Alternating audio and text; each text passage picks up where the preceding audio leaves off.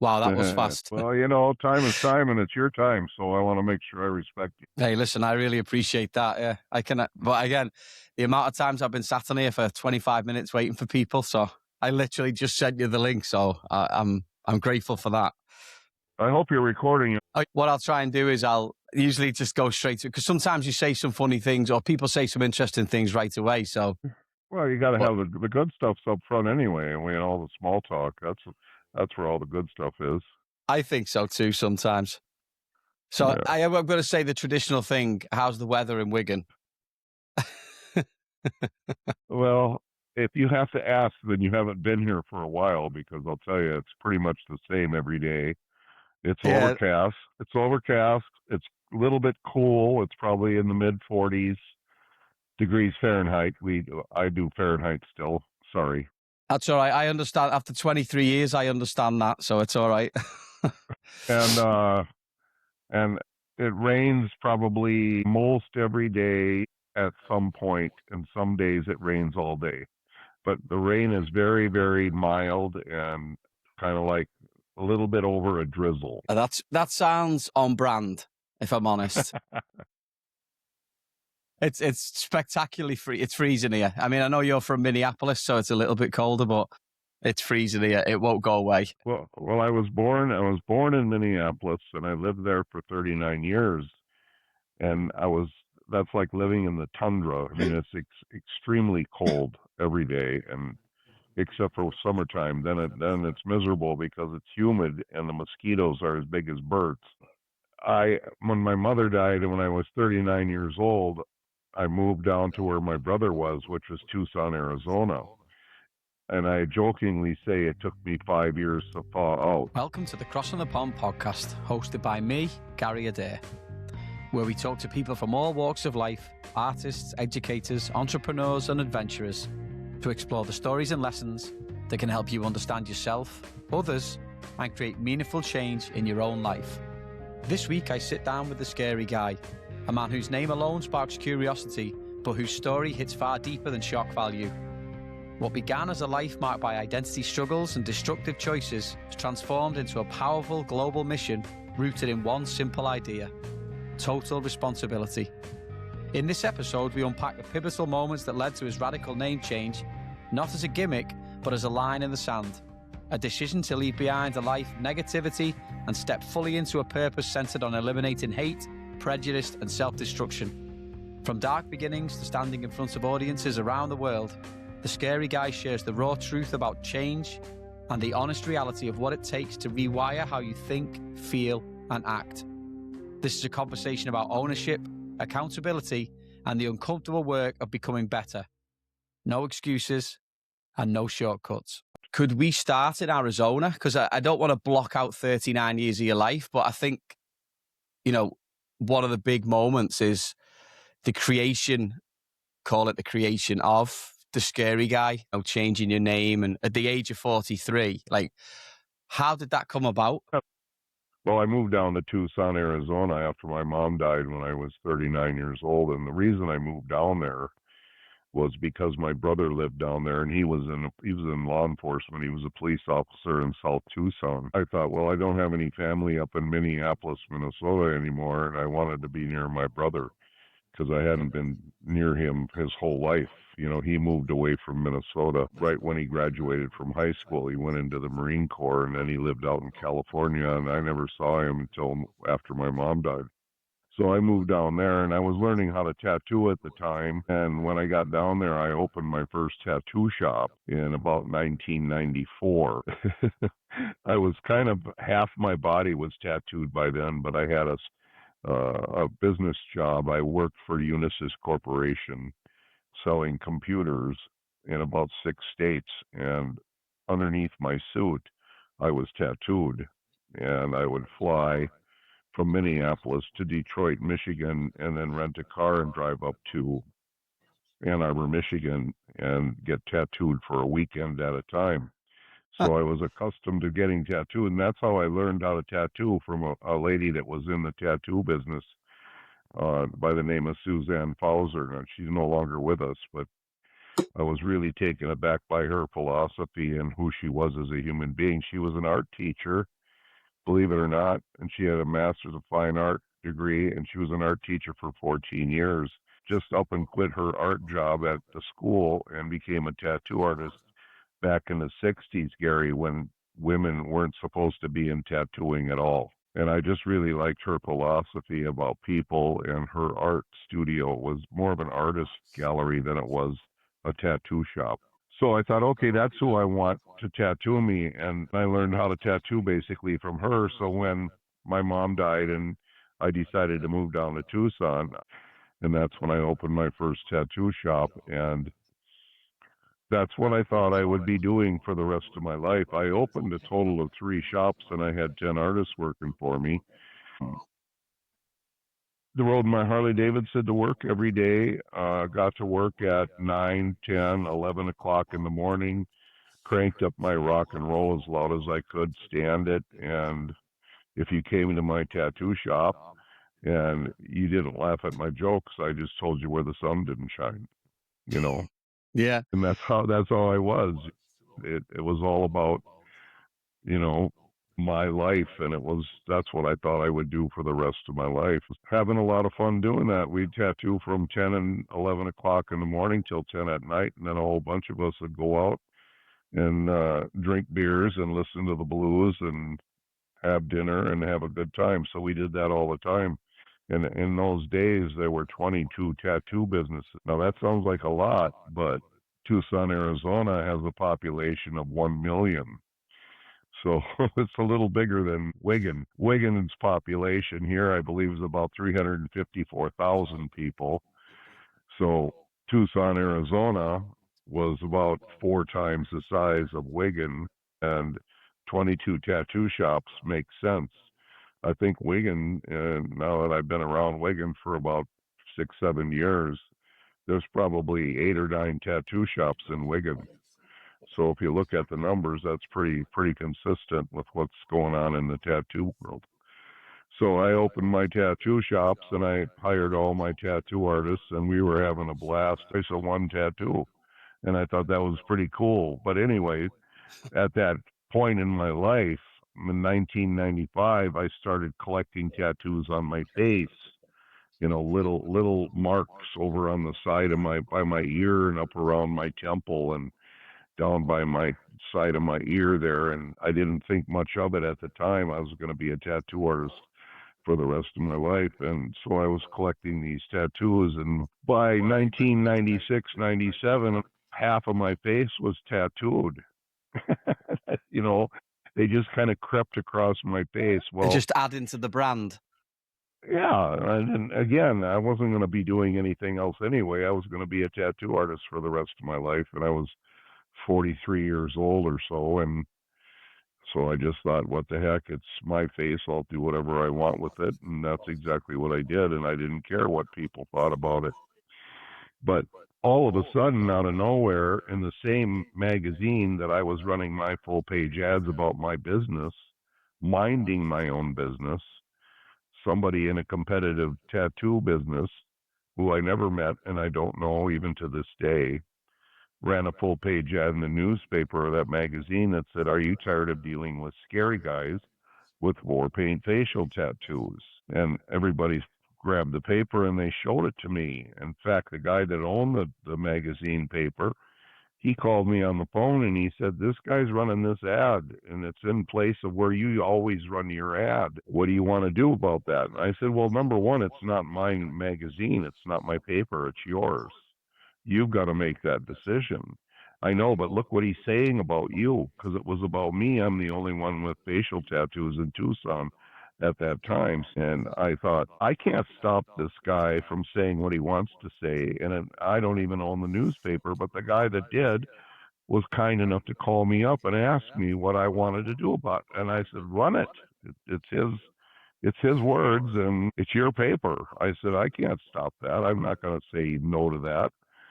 So he did run it. But the first thought that came to my mind, Gary, is what am I going to do to get him back? Revenge. That's the first thought that came to my mind. I got to be truthful with you. I didn't think about, the guy's probably wrong. He doesn't know anything about me. He's a nice guy. No, I wanted to get him back for running that ad. I just didn't think he was justified in saying what he was saying, but I was going to fix it, and I thought I'd jump in my hot rod Lincoln, find out where the guy lives, go to his house, and run over his dog. I thought a flat dog ought to. Not Yeah, the well, dog. yeah, the dog, the man's best friend. That was my thinking. And then I thought, nah, that's not good enough. I'll go over there with my baseball bat and I'll whack off his kneecaps. And I thought, nah, this is where my life started to change at this point, because I said, I'm not a violent guy. I started looking in the mirror. I said, I'm a good guy. He's the bad guy. Look what he said about me. So I was looking at him, blaming him for his words, and I was seeing myself as a good guy.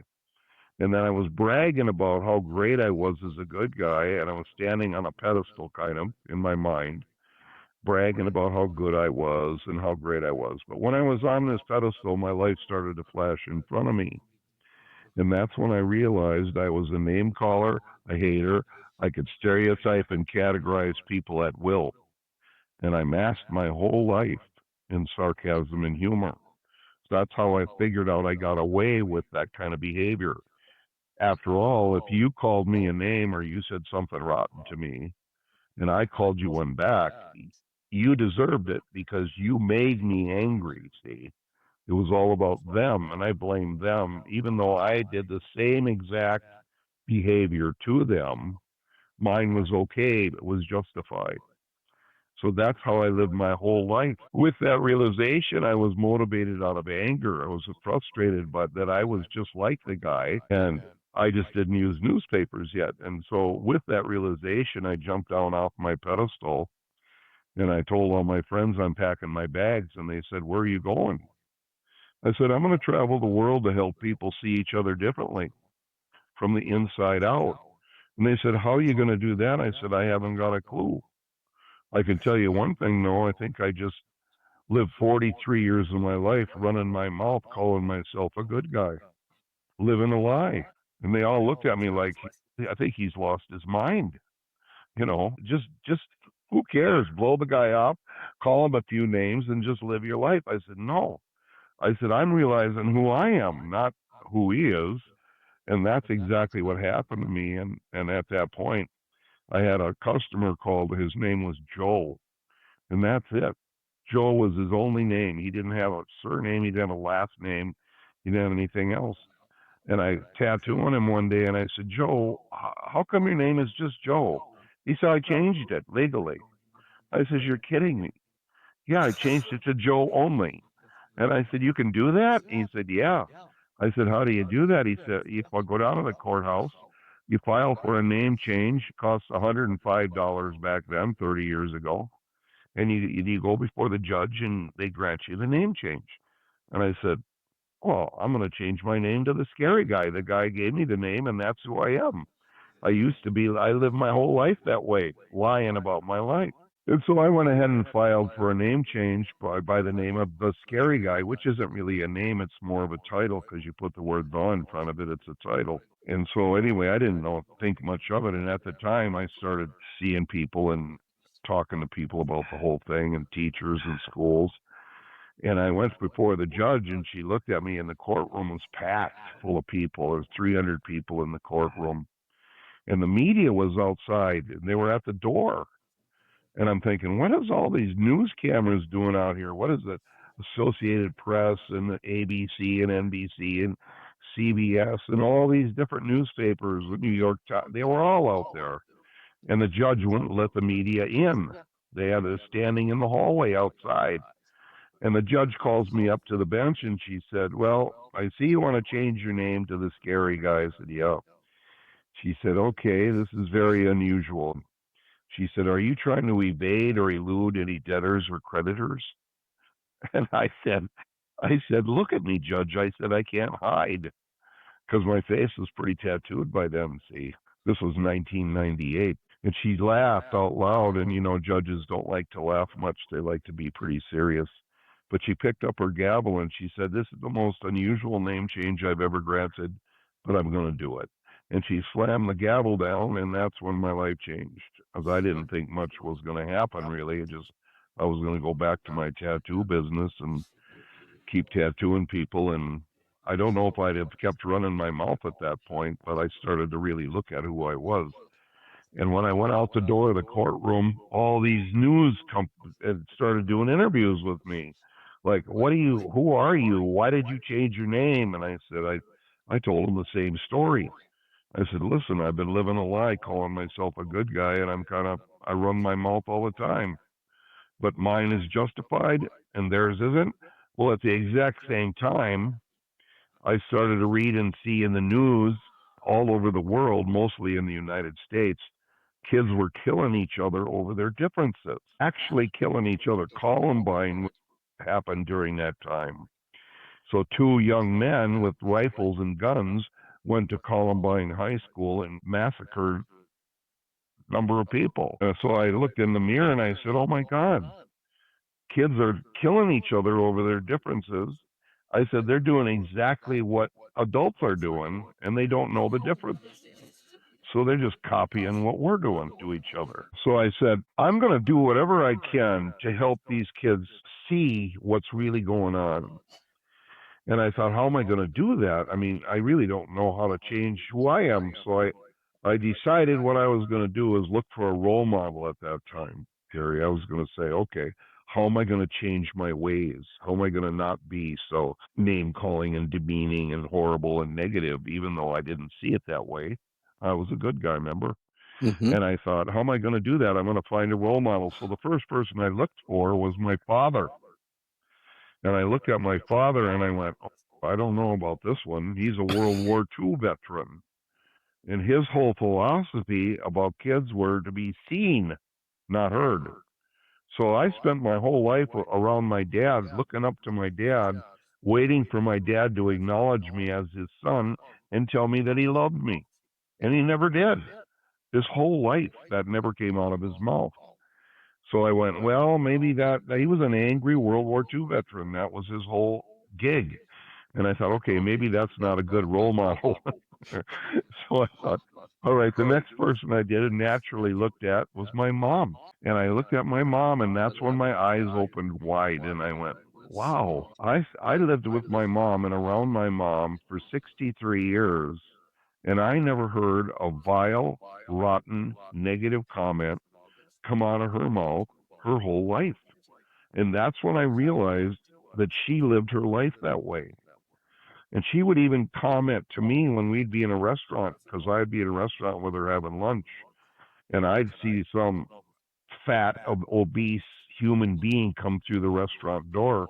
And my way of dealing with that would be to elbow her or somebody sitting in the booth and say, look at that fatty, that tubby.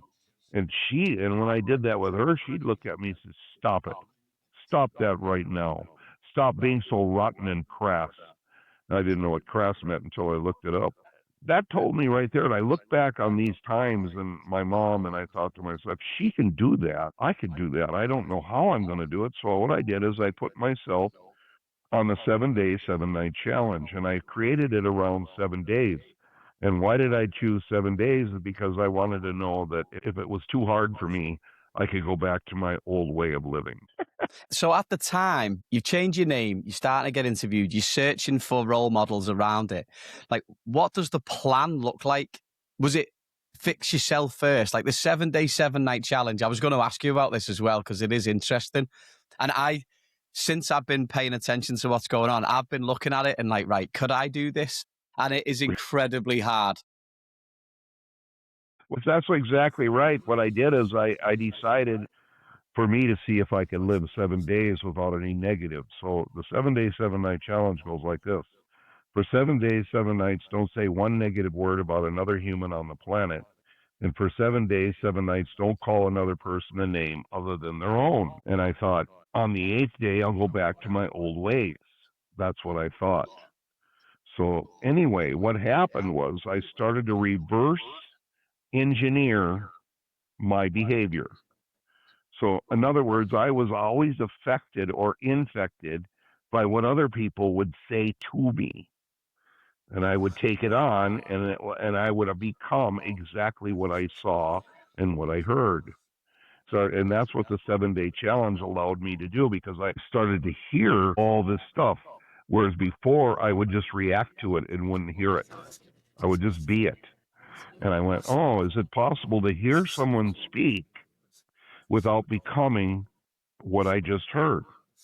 And that's part of the challenge, really, is what are you doing with what you're hearing? Not what is so important about what they're saying. So today, I focus on what I'm doing with what I'm hearing versus I really don't care what they say. Now, if you look at cultures around the world and governments around the world today, they're more concerned about controlling the mouth. If I can get people to shut up and stop typing on their keyboard, now they're getting obnoxious about it. Now they're arresting people for posts on social media. So they're more concerned about what people are saying and doing. And I teach the opposite. I want to create a powerful mind. My power doesn't live on stopping them from speaking. I wish it did. If it did, then I'd just carry a roll of duct tape around. And I'd walk over and put some duct tape on their mouth. And of course, that would last 5 seconds because they just rip it off and keep talking. And anyway, the 7 day, 7 night challenge, I was really quiet. I found myself very silent. People around me, they didn't really understand that I was on the 7 day, 7 night. They thought I was sick because I wasn't running my mouth and I had to be quiet. Gary, I was always running my mouth about something. People come in the shop, people talk to me, whatever. I would judge them, say something derogatory, something really weird, who knows? I didn't see myself as racist so much, but I could have crossed that bridge any day, any second, really. It was very easy for me to do. But I could have, because I could mix it with humor. I could make it sound funny.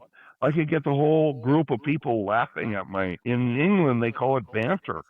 You go to the pub and you can banter with somebody and you can humiliate them and put them down in front of your friends, and everybody thinks that's socially acceptable. No, I think it's abuse. Personally, I do. Well, But and it's wrapped in the shroud of humor, yeah, or it's okay, yeah. it's just banter. Yeah, I can see that it happens, and I'll put my hand up as well. I'm guilty of that. I do a lot of these things you're saying. I do, like, wrapped in sarcasm, wrapped in humor. It's like a defense mechanism almost.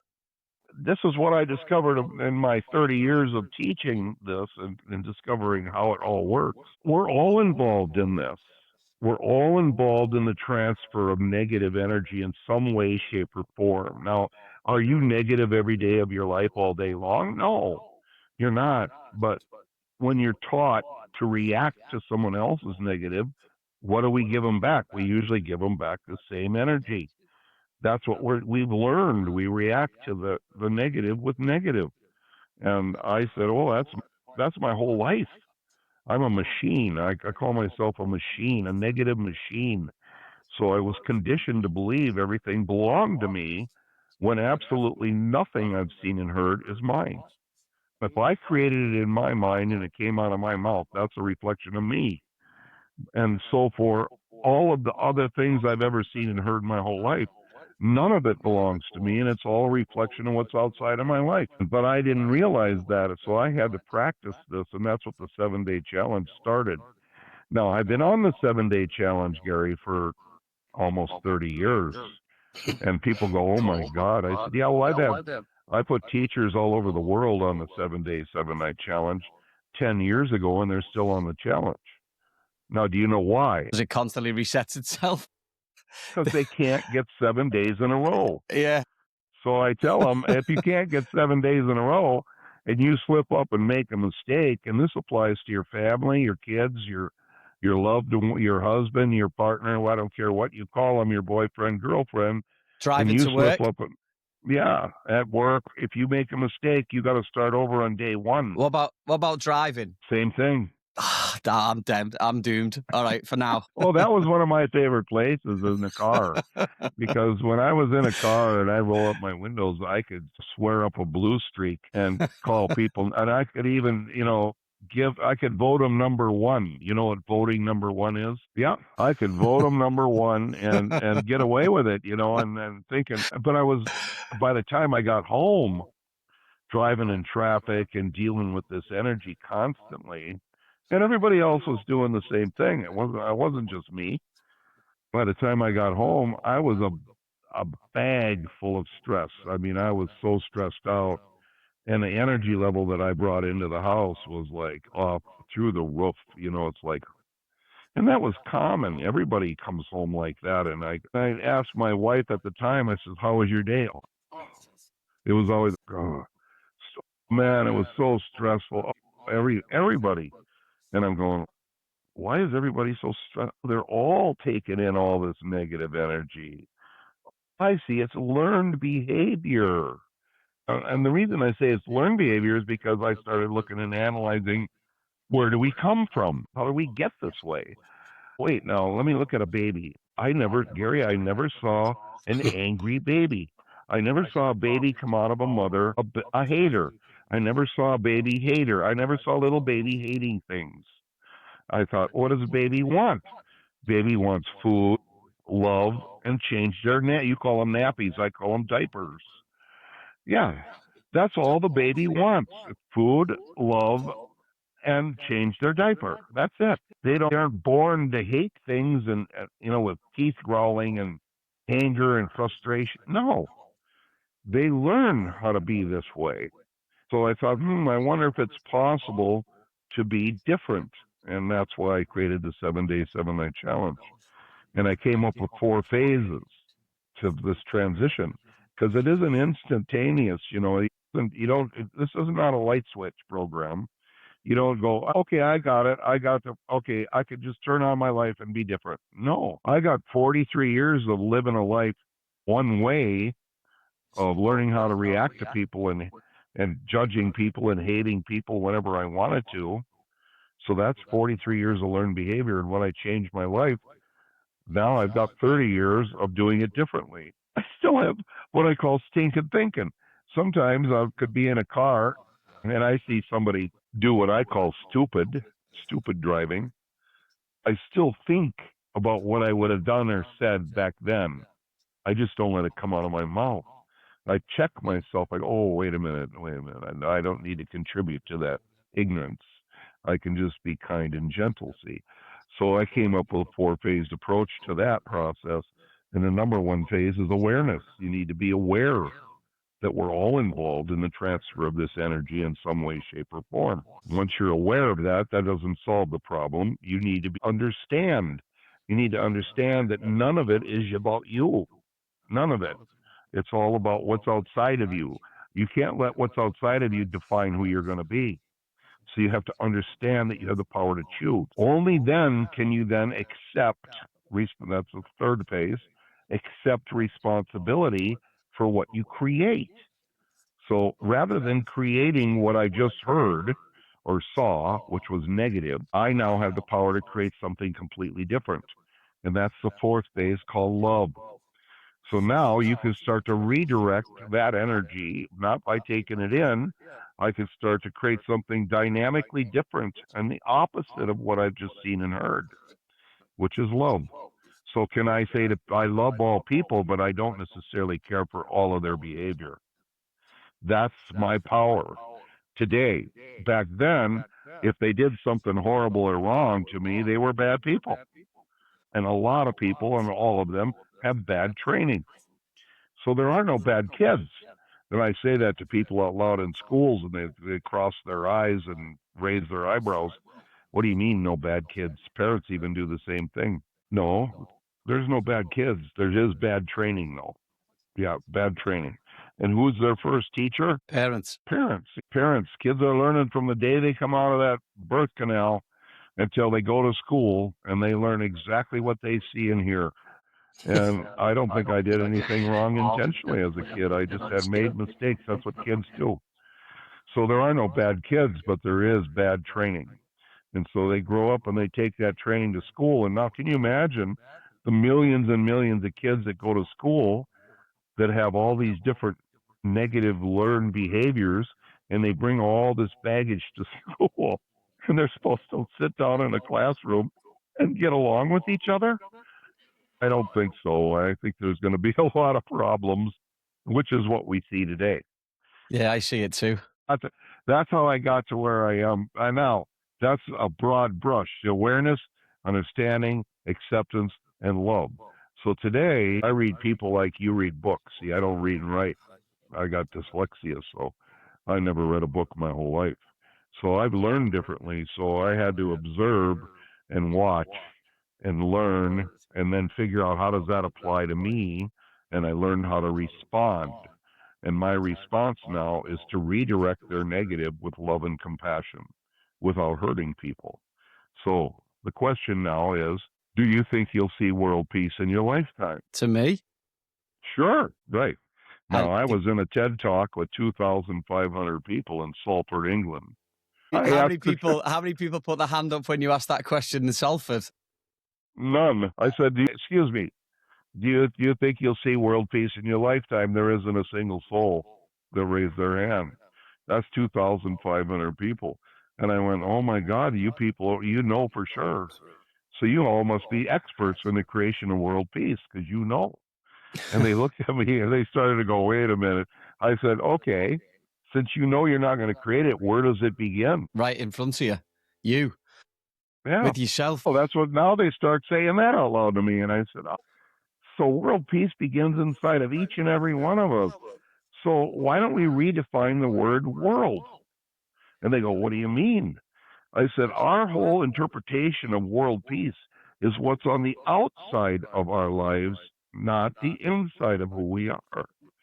So, yeah, this is the earth and it's the world, and that's a definition of it. But guess what? I don't own it. It's not in my control. I'm only here temporarily using this space on this earth. That is the world. But the real world that's mine is inside here. It's the same shape. This is my world. And that's what I've learned to do is create my own world peace, and I walk in it every day of my life by not reacting to other people full time. And I now everybody in the audience is going, oh, yeah, I could do that. I said, yeah, but you got to practice it. It's not easy. But they're 7 days, starting 7 to get nights. it. Yeah, 7 days, 7 nights. Just try creating your own world peace for 7 days, 7 nights once. It's very difficult. The funny thing is, I had somebody on social media. I don't even know the guy's name. He's got like 1 million followers on Facebook. He took my 7 day, 7 night challenge. He modified it a little bit word wise, and he put it on his Facebook page. And I couldn't believe he did that. And then one of my friends, who's a teacher, a lifelong teacher, a head teacher, who's booked me for 15 years in England, she went over and posted on there that he, what is it called when you copy someone like that? Plagiarize? Yep. He says, she writes plagiarism.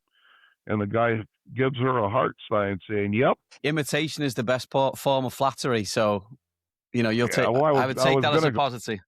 I was going to go after the guy and confront him about it all, but I thought it's not worth my time and energy. It's like Tucson all over again. Someone's coming after you in the media circles. It's just on Facebook this time.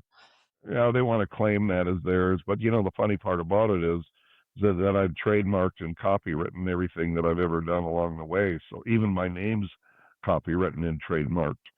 So because there's people out there that want the rights to stuff and they want to control and all that other. And I said, no, that's not going to happen. And then I was invited to do pilots, TV pilot series, TV series pilots, and on. It's been going on for 15 years. TV companies have approached me, and nobody ever wants to produce a TV show about me. It's too much for them to think about taking full responsibility for who you are. It's easier. Well, think about it. Look at all the dialogue in all the films now. One of the key ones that I always hear is, well, why did you do that? Well, he made me mad.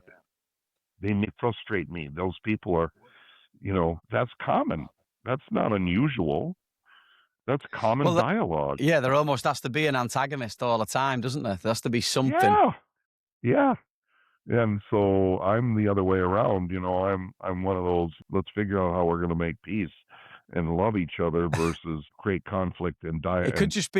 It could really just be a case of, listen, and I'm going to copyright this after I've said it. Couldn't it just be like almost like a biopic of you just walking around and it's just the internal dialogue in your head reacting to different situations that go on? That'd be a good one. All right. Okay. So just so we know, this goes out whenever this goes out. I don't know if I'm no lawyer, but basically this is a verbal copyright to that now. Well, you and I could star in the show. Hey, listen, I don't know what I would do. It'd be like you're the tattoo guy that looks scary, but you're a really, really nice guy. And I'm just the guy who's a plain canvas, but I'm really, really horrible. Very well, hey, wait a very minute. Welcome to my judgmental and world. wrapped in sarcasm. Yeah. Wait a minute. I'm surrounded by that. What's funny about my face being tattooed, and because I started tattooing my face in 1995, and by 1998, when I changed my name, it was fully tattooed, really. And when I would walk down the path, you call it a pathway in England, but we call it sidewalks in the United States. When I used to walk down in Kansas City, Missouri, especially down in the shopping area in the downtown Kansas City, I'd walk down the sidewalk and I see a mom pushing a stroller along with her baby, and she'd see me coming maybe 100 feet away, and she'd see me and they'd stop and cross the street. Yeah. Now today in 2026, they don't cross the street. They come over and ask me for my autograph. They go, "Oh my God, your tattoos are cool." And I just laugh because I used to be evil, and now today I'm hip and I'm cool. And that's what's happened with this whole visual process of tattooing and all these people and the conditioning that media and television has had on people's mindset. Because it's actually, now they're all tattooed and they all think it's hip and cool. All the musicians, the rock stars, the movie stars, that's all part of the gig, the athletes. So it's no big deal now for me, and I don't have the same power I used to have when I'd walk down the street. I could scare people away from me. Now, it's funny. Now they're attracted to me, and I'm going, "Oh, this isn't as much fun." Yeah. I was going to say, you must get, I'm sure you get more stick now for the beard than you do for the tattoos. Yeah, I get a lot of comments about that. There's a young lady that is a super professional, high-end photographer that did a lot of the movie stars. She got tired of that scene, so she moved in central U.S., Arkansas area, and moved on to a farm. And her name's Justice Howard. She says to me, because she's taken my photographs, and I'm in one of her books, and she says, "Shave that beard off." And I go, "What do you mean, just don't cover up that beautiful face?" She says. She gets really adamant about the fact that I got a beard. But I think a lot of the kids, what the kids do, don't you? Father Christmas. The kids think I'm Father Christmas. Even with my tattoos, they think I'm Santa Claus or Father Christmas. It's perfect. Safe in the knowledge that if the tattoo parlor doesn't quite work out, you can always do a little shift, a sort of seasonal shift. I would say do it in the galleries, but the galleries isn't even there anymore across the road. No, but they're they're starting on the hotel across the road now. Yeah, and that's coming around, and it's going to be quite a nice place. You're going to have to come back. I'll be back anyway. But it's funny. And that in itself, that last 10 seconds is a very niche conversation for those people who don't have a clue about Wigan. But just to fill in a couple of blanks, once you make that decision to, this is what you're going to do, you're going to dedicate yourself to eradicating the hate and the judgment and everything else. And how does that look? You're going into schools, and at what point, what's the timeline like from you doing that to being in the UK? Because I won't get to Wigan. I won't get to Wigan just yet, but what's the timeline look like? Well, it's funny because since I changed my name, I was in the New York Times, and I was on all the media and all the television, got interviews. There was 1,500 interviews they did in 1 year. And the news made it over to England. And there's a fellow by the name of Gary Lee, and he had his own radio show. And he heard about this right away. He heard about me changing my name, and he right away in his head said, "What's this all about?" Typical British, right? That sounds about right. I'm going to question this negative guy. This must be a scam. So he sent me an email to find out if I wanted to be on his show, his radio show, in an interview, because he's going to find out where this hole is and this flaw in this whole scam thing, see. So anyway, he interviewed me for 20 minutes, and he was absolutely blown away by what I told him. And he said, well, would you come back on in another 2 weeks? Because he wanted to find out more information, see? So he went from scam to mesmerized. And then I was on the second show, and then he finally said, how come you're not, during the second show, he finally said, why aren't you ever coming over here to England and doing some work with our kids here? And I said, because nobody's invited me. And so Gary Lee said, well, I'm inviting you. And I said, okay. Well, you put together a 2-week tour, and I'll fly over, and we'll go and do the shows, and you can see it firsthand. Well, I didn't think much about it right then and there. Well, all of a sudden, he calls me up and he says, guess what? I said, what? I got 2 weeks booked. It was hard to do because I had to convince head teachers that I'm bringing a heavily tattooed American speaker in to talk to these kids. And I said, no way, you did it? I said, yeah, so I had to buy an airline ticket. And I flew over to England, and that's how I met Gary Lee, and that was in I think about 1999, 2000 time frame, and that's how I got introduced to British people. And boy, I made a big mistake my first high school. I'll tell you that right now, because I didn't know. I always thought, the English language is the English language, and in my story, there was a scene in my story where I told the reporter to come down and take my story and put my face on the cover of the newspaper. And I said, you'll sell more newspapers you've ever sold in your lifetime. And his name was John. So what I used to say back then is I'd say, John, you get your fanny down to my warehouse, you take my picture, put it on the cover of your newspaper, you'll sell more newspapers you've ever sold in your lifetime. Now, in America, that's perfectly acceptable. Because fanny means butt. It means get your butt down here.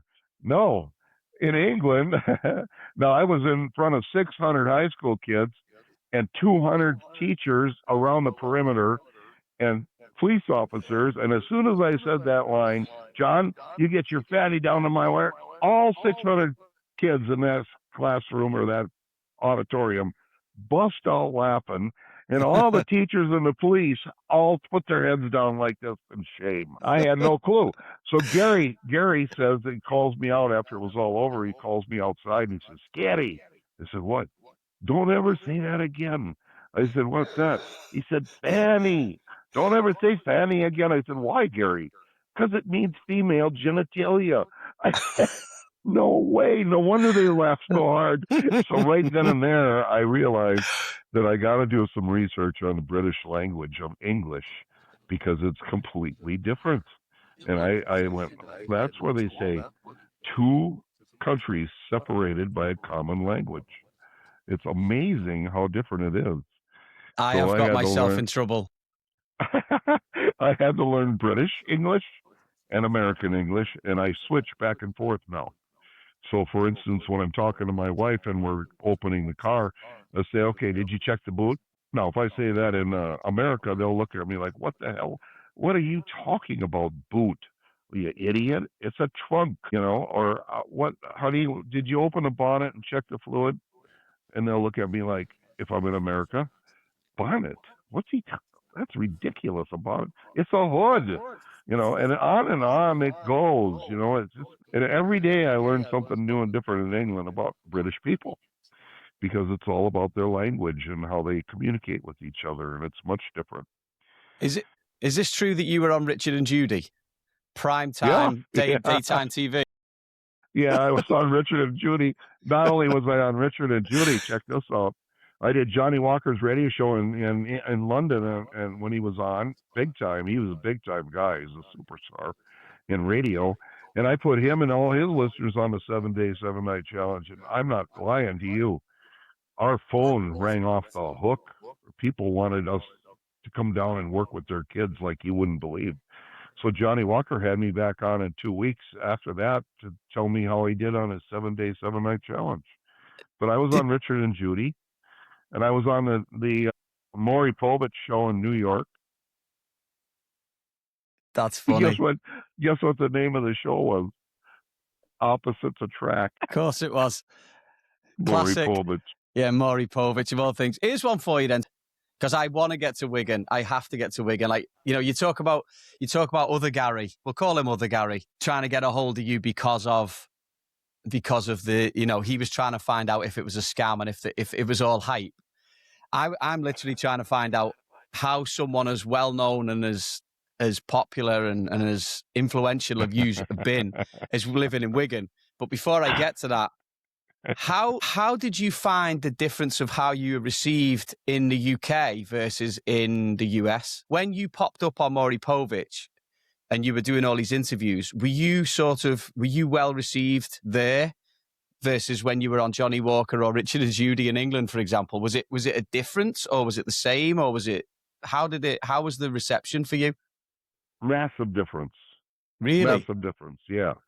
British people, this is not 100%, but the majority of British people accepted me. They didn't necessarily care for all my tattoos. They didn't think that it was appropriate in some cases, but the majority of them, especially in education, could care less. Now, Gary, the other Gary Lee, he became my manager and producer, so he still is. So that's what he wanted to do. He wanted to promote this because that's what he had a belief in this. He loved it. He still does. He knows that it's good for humanity to make these kind of changes because we need that kind of help. But the difference between British and people in England and the United Kingdom is way more accepting of who I am and what I do and less tied to my look. And America is way more difficult. Now, it might not be today as difficult as it used to be, but back then, getting a booking in America was like pulling teeth. Getting a booking in England or in the United Kingdom was way, way easier. People were way more receptive and open-minded to the idea because they were taking the context of what I do and looking at it along with my looks. And then they were smart enough to say, wait a minute, this makes sense, because as soon as he walks in, everybody's going to judge him, and he's going to show them that they're wrong without hurting them. So the British people had a brain that they could actually process it and see how it works. A lot of American institutions and people in American institutions, and I'm not saying all of them, would automatically judge the looks and not go to the content. So that was common. Right.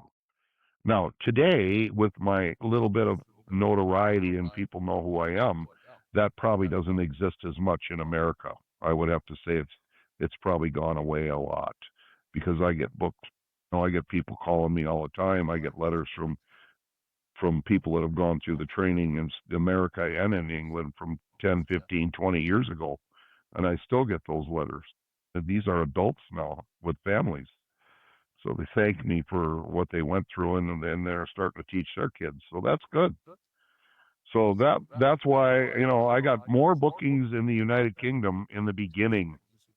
And that's why I ended up in the United Kingdom, because one of the people that booked me was in Bury, England. And her name was Catherine, and she was second in command at the local education authority. And she saw my programs come across her desk, and it's a government agency in a local LEA. And she said, "Ooh, this looks good for my 3 high schools, Gary guy."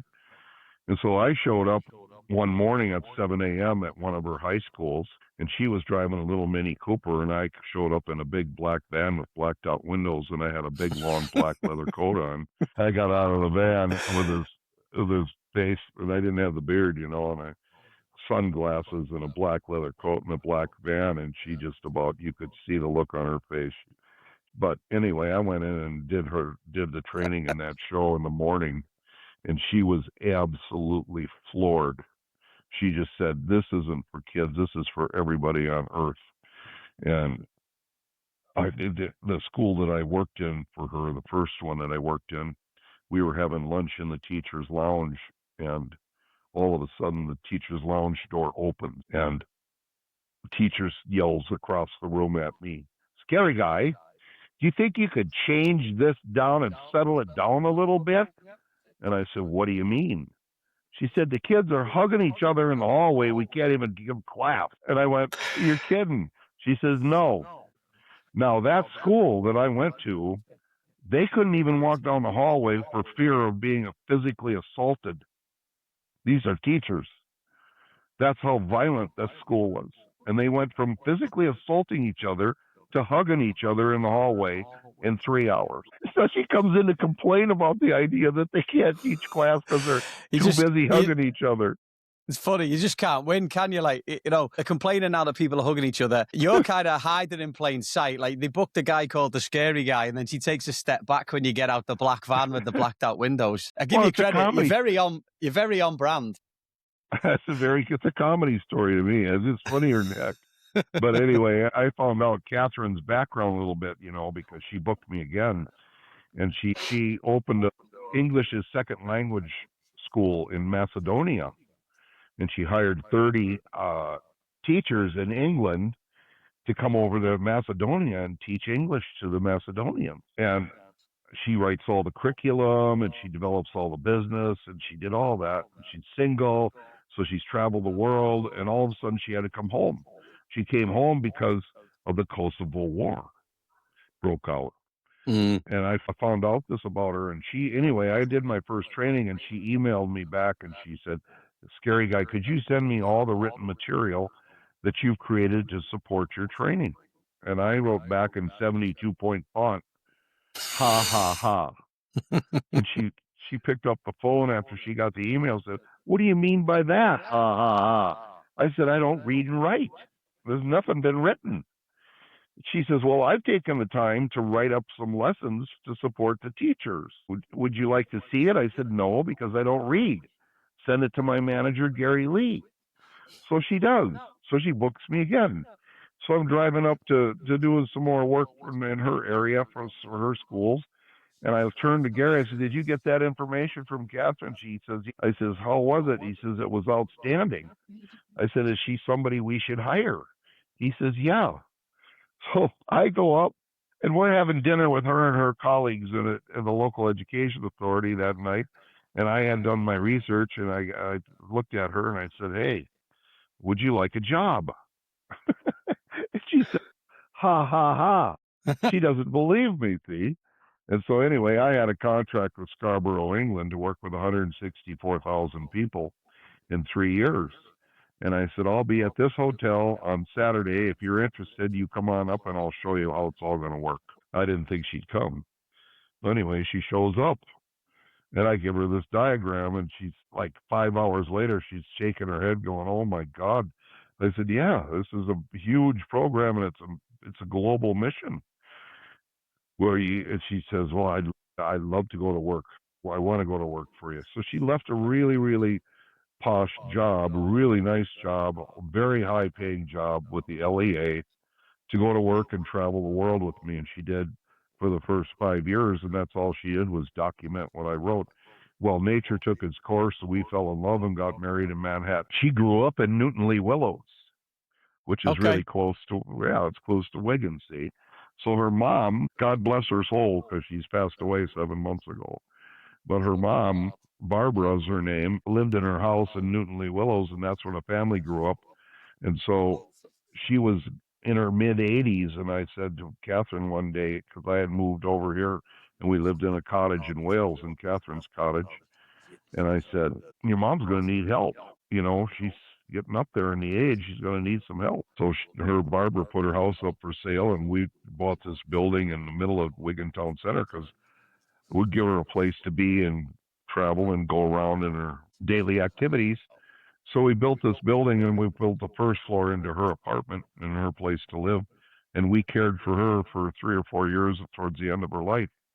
And so that's how I ended up in Wigan. Well, I was going to say, that answers my first question. Of all the places, how'd you end up in Wigan? I suppose my second question about this is, Wigan's quite a proud northern town. You know, it's a strong identity. There's a lot of things that have happened in Wigan. When I speak, it's funny, when I meet people in the US, from the UK, Scotland, England, Wales, even Ireland as well, people know where Wigan is because of the train lines network, and there's a lot of people who'd have to change trains to go to Manchester or Liverpool, and they had the Wigan Casino and all that. Like, does that surprise you about Wigan? Like, was that something that, you know, you found interesting about it, or was it just a case of I mean, because you're literally in the middle of Wigan, in your tattoo shop and your art gallery, and then your house is in the middle of Wigan. Yeah, it's really weird. I mean, when I first moved here, the Wigan people didn't have a clue who I was.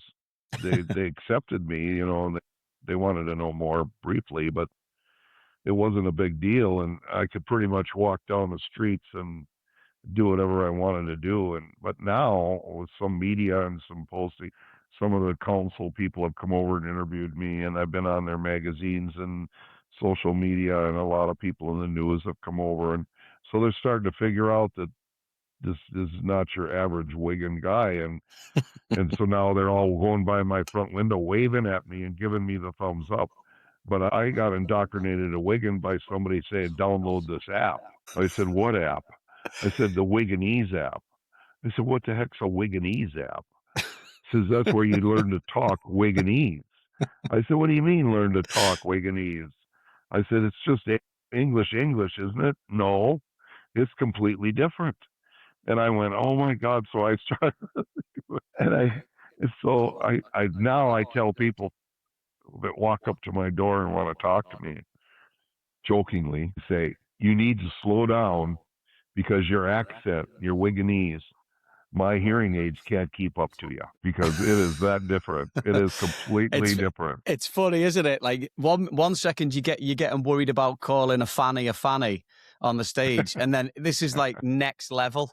There's levels to everything, isn't there? There's one thing to the British English and American English, and then you've got Wigan English, which, believe it or not, and for people who are listening that don't know, Wigan English is different. Is a different level. Oh, big time different. Listen, I could be in a group. In fact, I was invited to go out to dinner at a hamburger bar, which is rare in Wigan, but they finally opened a couple good hamburger bars, and they've learned to master the American style burger. So these people really are doing it up. And once British people get it, they come on hardcore. They really do it right. Double burger with, dripping cheese and tomatoes. And it's gorgeous. And that's what you would get in America, see. But for years, trying to find a decent burger in England, now they're doing it. So anyway, I was invited to a burger restaurant by 5 British Wigan guys. And I show up, and I'm sitting at the table, and we exchange highs and small talk. And I'm not lying to you. They had a total conversation, which I didn't hear or understand any of it, which is normal. I could sit at the table. It's a good thing I was eating my burger because, it kept me busy because I had no clue what they were talking about. You could do the 7-day challenge, 7-day, 7-night challenge in Wigan because you just can't understand people anyway to pass judgment, I suppose. Have you picked up any sort of colloquialisms that you use now? Can you just say or eat to somebody? Or no, not Wigan, because I've just, I kind of stay away from the Wiganese thing. I think it's, people think in Wigan that I'm going to change my accent's going to go British or it's going to be Wigan or whatever, and I tell them never. No, I'm going to be an American. I'm my American. I'm the same. Like I've been in the US for 23 years now. To your point as well, I have to understand what words I'm using. Like I'll still say boot over here and bonnet and kids because I work in a high school, so kids sometimes I'll say something and forget where I am. But then the first couple of days when I come back to England, like I'll come back in the summer. Yeah. The first couple of days I'll get called out by friends. And not only you're a tattoo artist, but you're also an actual artist. Like you've got the front part of your shop is a art gallery, right? So exactly. So you have your stuff on the wall there. And a mutual, we'll call him a mutual friend of ours now, reached out to you about the Wigan Arts Festival. Yeah. Yeah. So with the art, what things do you notice culturally different as far as art goes from the US and the UK? When I opened my building here as an art gallery and also a private tattoo studio, which is what I do when I'm not doing my training all over the world, because I've been an artist my whole life and I've got canvases hanging all over the place in Germany and in the US and Romania and in a museum. And so I've got my abstract art hanging all over the place, but it was when I put it up on the walls in in England here, it was very low key. People are very low key about it. In other words, they wouldn't speak about it. And I always thought my natural instinct is maybe it's no good because it's, if nobody's talking, they don't like it. And the opposite is true. What I found out when people finally do open up and come to the door, they're absolutely blown away by my artwork and they love it. They can't get enough. They think it's fabulous to the point where now I've got a young rock and roll star brought his Fender guitar in here. He wants me to paint it for him, my style. So now I'm painting a rock star's guitar, but he's from England. And when I was in America, I don't think they took what I did that seriously. I don't think that was a big deal to them. It was not, it's just art, I think, and I'm not saying all Americans are like that. I just think that it's a little more snooty, snooty in America. You either got a degree in fine art and you've been in all these different exhibitions and then you're somebody, or anything else it's not worth it. It's just not worth your time. Well, I don't have a degree in anything, and my art is, I think, pretty cool. And most people in England just really love it for what it is. I have British people buying my artwork right here as they walk by. So that speaks for itself. I probably sell one painting a month in England. That's great. To British people. And that would be pretty rare in America, I think, because I don't have that. I don't have an art background, and I'm not known as an artist in America, and people walking by a window in America probably wouldn't even give it a second. You've had 3 tattoo shops. You currently have a tattoo shop in Wigan. Do you feel that's because art is seen, that art form of tattoos or self-expression is seen as lesser than in certain places? Yeah, it could be, but I really think I do see myself as an artist my whole life. But I just don't think they would see me as an artist. People in America don't see me as an artist. They see me as a tattoo freak. Well, that's kind of how it was in the beginning, and I'm okay with that. So I ask you the question now, see, are you in charge of your brain? I've asked that question to millions of people from the age of 3 years old to the age of 20 years old. And guess what the answer is I get? Yes, they all think they're in charge of their brain. So I call them up on stage one at a time, by the millions I've done this. Say, if I call you a rotten word, who's that rotten word about? Well, they go, it's about me, because you gave it to me. I said, oh, so I got bad news for you. And they said, what's that? I said, I'm in charge of your brain, because you're going to believe everything I say belongs to you. And they look at me like this, a frown, You can see them thinking, I said, yeah, you're easy, man. He goes, sit down. I could control you in a heartbeat, just like the media controls the mass population. They're going to believe it all, And so finally, one of them wakes up and says, if I call you a rotten word, who's that rotten word about? I said, it's about you. They'll go and point their finger at me. I said, really? How come it's about me? They still don't have the answer. I said, well, where did my words come from? Well, it came from you in your mouth. I said, no, they were created in my mind. And then they came out of my mouth in the form of energy, and they're formed into words, and it's sound, and it's traveling at 167 miles an hour, and it hits your eardrum, and it goes right directly into your brain in that speed.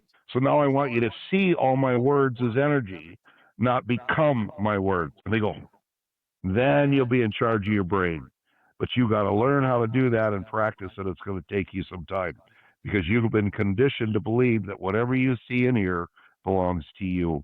That's what the 7-day, 7-night challenge does. I'm going to be on this challenge for a long time.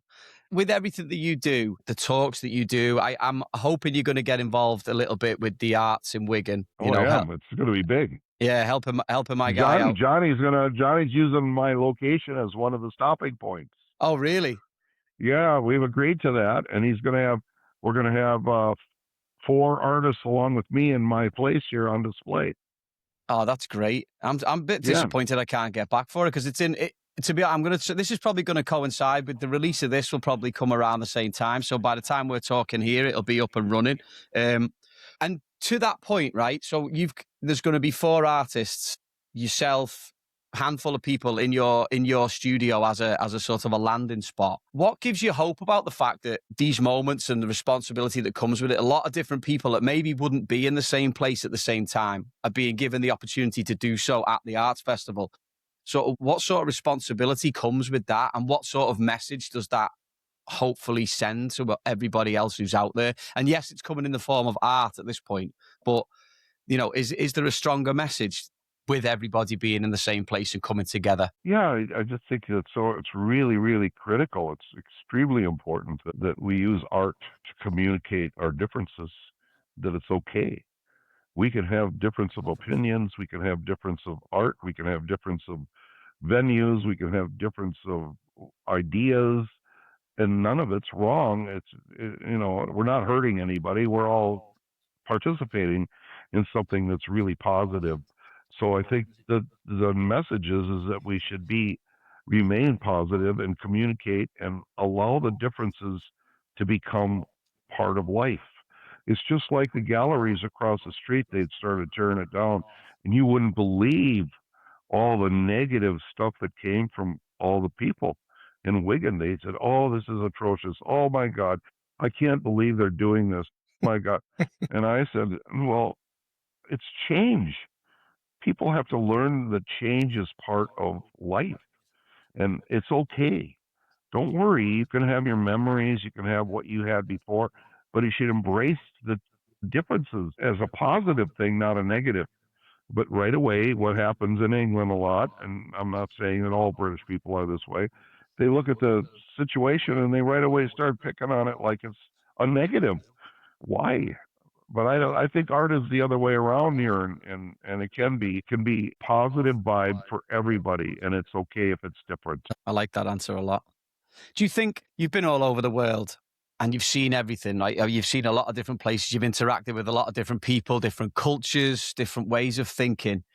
Does place matter in this fight against hate and judgment, or are people fundamentally the same everywhere you go? I would say at a really deep core level, we're fundamentally the same. But I think because of the cultural training and the educations from a cultural standpoint, from birth on up, is much different all around the world. There's a lot of different places that are way different than Britain. There's a lot of places that are way different than America. There's a lot of places that are way different than Europe and way different than Russia. But it's okay because we understand those differences are good and we embrace them. Then there's some differences in third world countries that aren't anywhere near the same as who we are as people. And I think that's the piece that we got to really manage carefully because we don't want to let that hurt the existing cultures that already. Do you see hope in everything now? With everything, and I know you kind of alluded to this about the world peace thing before, but with everything that's going on now, with the division, when division feels so much more heightened nowadays and so much more divide is there, do you feel hopeful about it? Yeah, I think long term, it's all going to shake out okay. Short term, we've got to go through these upheavals. Civilization is going to go through even more upheavals as time goes on because you can't bring third world countries into first world environments and expect the first world environment to like it. It's just not going to be okay. They're not going to like it. They're not going to like the behavior of that third world environment coming into their first world and community. It's just not going to feel good. And I think there's going to be some changes and some shifts in all aspects of the world, from political to militarily to the superpowers and how they align with each other. All of those are going to shift and change over time. There's people that say, "Oh, we're on the brink of World War III." No, we're not. That's all fear mongering and propaganda. That isn't going to happen. I just don't see that in the horizon. I do see some struggles and I do see some hard times for a lot of people, and that's not over. But it'll all settle out and eventually be okay. Will I see the okay time? No, probably not. I'm 72. This stuff doesn't change overnight. It's going to take decades for it to be something that you and I or the populations can understand what it's all about. Yeah, that's a fair point. Advice for somebody. Someone walks into your shop right now and is just consumed by anger, prejudice, whatever it is. What would be the first step that you would ask that person to take? Well, if somebody came to my shop and he was angry or she was angry, I would look right at them. And it's not about me.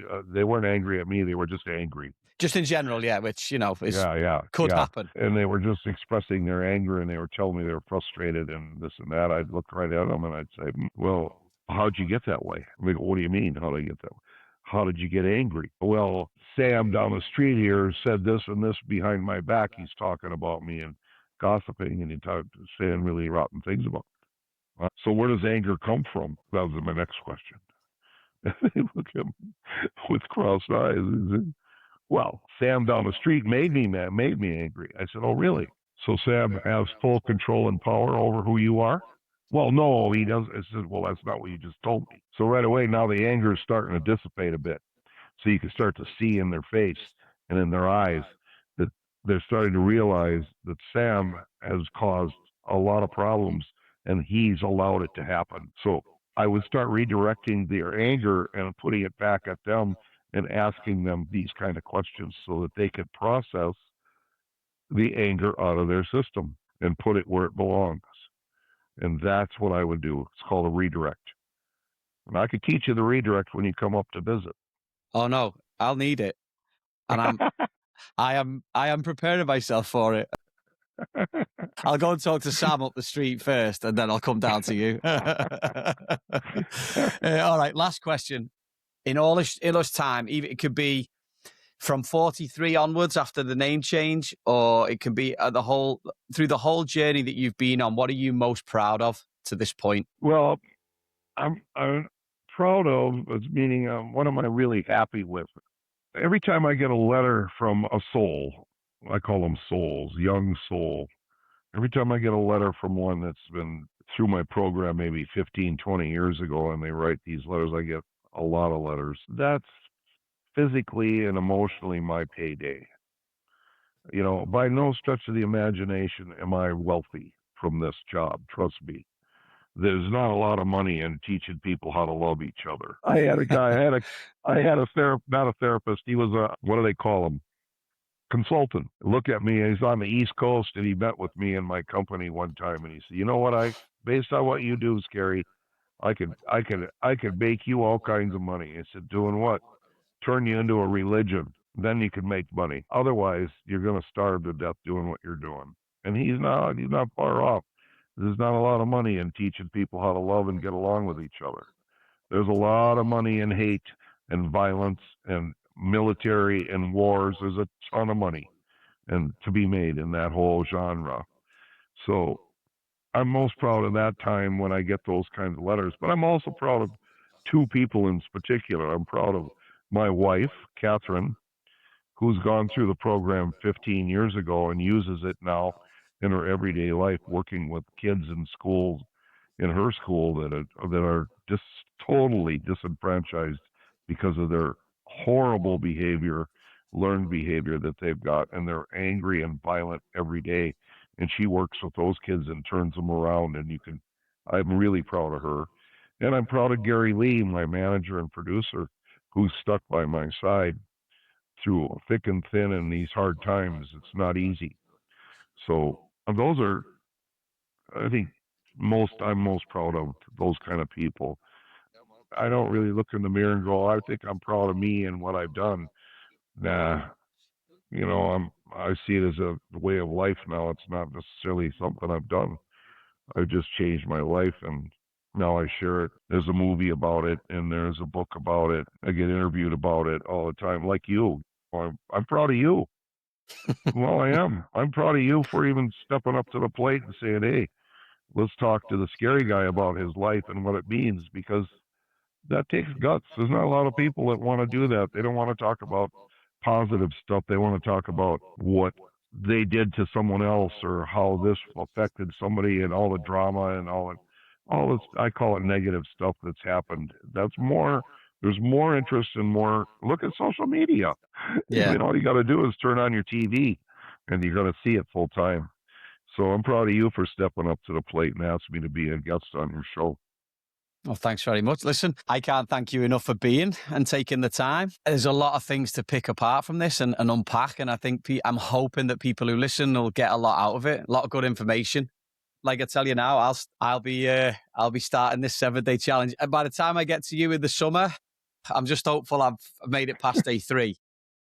If you wouldn't mind humouring me for 20 seconds at the end, because typically I do a couple of quick fire questions. Some of them are stupid, but I'm curious. Like, you know what? You're setting the record, no offense, but you are the oldest guest I've ever had. So I'm intrigued to see. But in fairness, you might be the oldest, but you don't look the oldest. I don't know, which is crazy. Well, which you know is what great. I tell them, don't you? You know what I tell them? It's just good makeup. Oh, it's fantastic, by the way. First question. One thing about the UK that you'll never quite understand. Why they're so interested in who's the American president. Yeah, I can't get it over my brain can't comprehend why anybody could badmouth somebody so horribly that doesn't have anything to do with who they are. That's not even in their own country. I can't get over this. I think to my, because I'm a British citizen too. See, I told my wife if I'm going to live in England, I'm going to become a British citizen. So I could. She said, why? And I said, well, because I'm married to you. Number one, out of respect, and number two, so I could shoot my mouth off. Because my belief is, if I'm a visitor, I should keep my mouth shut. Well, you're doing it to your own politicians too, but I'm thinking that's puzzling to me. Anyway, that's one. I suppose that's the beauty of having dual citizenship, that you can have an opinion in both places. All right. Do you have a favorite tattoo? Well, there's a couple of them. One of them is I have a heart that I tattooed on my knee when my mom died. That's one. And then my other one is my wife's name is tattooed on my right arm with an anchor under it. And the reason is because she's my anchor. Now that sounds weird, but she keeps me grounded because I don't read and write, and my brain is constantly going off in different directions. She keeps me grounded in reality because I'm over here in right field or left field, and I switch around, and she's, wait a minute, slow down. So she runs and manages all that. So she's really very important to me. Those are my favorite. If there's one rock band that you would have loved to have been a part of, who would it have been? Oh, wow. Oh, Jesus, so many good ones. And quite frankly, there's so many good ones from the UK. The UK and Britain have produced rock music like nobody's business, period. End of report. I'd like to be able to say America is a leader in rock music. They can be a leader at certain points, but Britain, something's, and I said to Catherine one time, I said, I think the reason why British people are so prolific in music is because they've been oppressed more than Americans. And I don't mean that negatively. I mean that truthfully. All these rules and regulations, and they hold people down. Well, that's got to come out somewhere in creativity. And I really believe, I look at the British bands and I look at all the things that they've come out, and they're in the forefront and the leaders of creating real rock and roll music. But trying to pick one favorite one, oh, have you ever heard of Wishbone Ash? They're British. They're really good. I really like the blues. Stevie Ray Vaughan was one of my favorites. But it's really hard. I like Deep Purple, Bob Seger, Radiators. It's funny, there's nothing quick fire about this answer. No, it's difficult. Very difficult. It's very difficult. I'm a musician too. I like singing. Oh yeah? Would you be a karaoke person as well, or? No, I don't like karaoke. Just singing in general. I like going and singing to a television screen. Like I just did a rock video for a rock band here in Wigan. Oh, you did? Crushed by Yeah, the name of the band is called Crushed by Waves. And I tattoo the drummer every now and then, and he asked me if I'd be in their rock video. And you could find it online and look under Crushed by Waves, and you could actually see the video I was in. And I was the hitman, the guy in the black coat, and I would escort people into the poker game and then escort them out after they were done away with. So I'll look that one up, definitely. Yeah. Definitely. All right. And then one more thing. One thing from the US that you simply can't get in Wigan. Boy. Basically, what I'm saying is, what can I bring you over in the summer? I don't think there's anything physically. I get that from a friend of mine in Berlin that comes over all the time and gets tattooed. He said, "What do you want from Germany?" And I go, "Well, there's some really special things from Germany that I want, which is their mustard and their horseradish and some other things like that. But American mustard doesn't even stack up to that, you know. So there really isn't much. Just bring yourself. That's one thing you can't get in Wigan right now. Yeah, that's fair. That's me. You can't get me in Wigan at the moment. Yeah. Well, you can't bring me what I really want, which is catfish. No, I don't know if I can walleye. bring that. You ever had walleye? Yeah. Yeah. Well, those are things I really want. I want, because I grew up in Minnesota, so fishing is common, and up in the northern area there, and eating walleye, fresh caught walleye that's been caught with breaded properly. And actually, the last walleye I ate was in Minnesota. So if you could bring me that, I would love it, but it can't happen. I feel bad now. Maybe I don't know if that travels well in a suitcase, so I'll just have to bring myself and some good vibes. But listen, Scary, thank you so much for your time. It's been an absolute pleasure. It's worth getting up at 5 o'clock in the morning to talk to you. You got to go to school now, don't you? I got to go to work now, yeah. But you know what? I'm glad I got it in. I'm so grateful. And I'm looking forward to meeting you in person in the summer. Thanks for listening to today's episode. If you or someone you know has a story to share, we'd love to hear from you.